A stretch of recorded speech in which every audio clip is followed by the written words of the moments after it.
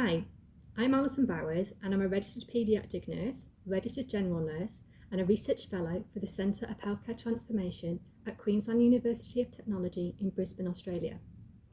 It is my privilege to comment for the JBI Digital Commentary Series on a paper by Nida Kabriri and colleagues entitled Promoting Parental Education of Infants Hospitalized in a Children's Hospital in Tabriz, Iran, a Best Implementation Project.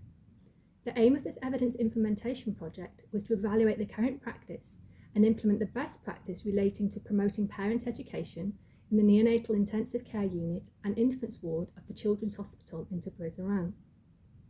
The objectives were to determine current compliance with evidence-based criteria for parent education, implement strategies to address any identified gaps in evidence-based practice, and to conduct a follow-up audit to determine improvement and compliance with evidence-based criteria following the implemented strategies. The team used the JBI Practical Application of Clinical Evidence System, which is also referred to as PACES, and the Getting Research into Practice Audit and Feedback tool, which is also referred to as GRIP, to guide their audit.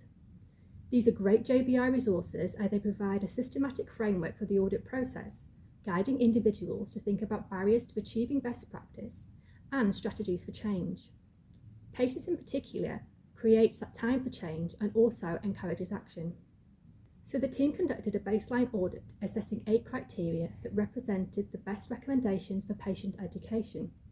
The criteria covered if nurses had received education on the principles of patient education, if parents' learning needs, readiness to learn and learning styles had been assessed, if an assessment-based, individualised teaching plan had been developed for every parent, if the teaching plan had identified goals, objectives and strategies, if the evidence-based educational resources had been developed, if educational resources were available on the ward and in different formats, if parents had received education relevant to the condition, and if parents' learning had been evaluated to determine met and unmet needs.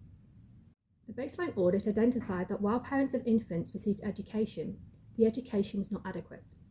Barriers to best practice parent education included nurses' communication skills with parents, nurses' clinical knowledge of diseases, absence of specialist nurse educators, and parents' knowledge. The team identified and implemented strategies to overcome these barriers to include training, assigning a specialist nurse for particular aspects of parent education, and providing educational materials to parents.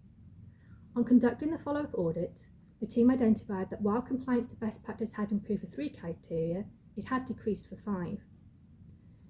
It's not unusual to see this sort of change following an implementation project.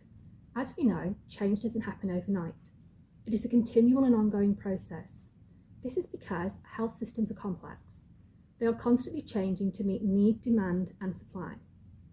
The non-linear relationships within the health system are influenced by a multitude of influencing factors, such as resources, knowledge, politics, and determinants of health, such as social and economic environment, physical environment, and a person's individual characteristics and behaviours.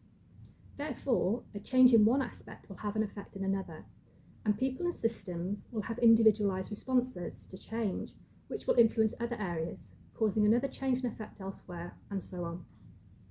This was evident in this implementation project, as the pre and post audits were conducted 8 months apart. There were different nurses and different children with different clinical needs included in the pre and post audit.